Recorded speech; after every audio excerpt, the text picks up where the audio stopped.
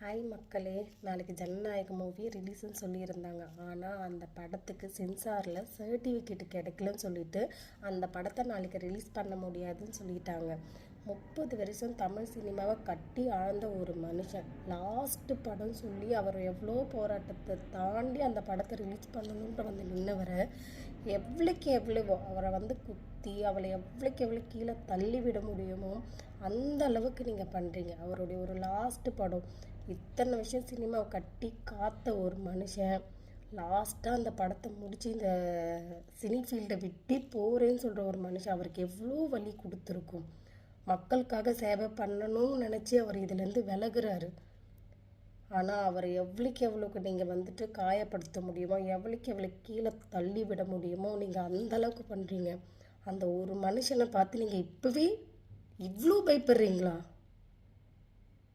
அப்போ உண்மையாகவே அந்த மனுஷன் வந்துட்டாங்கன்னா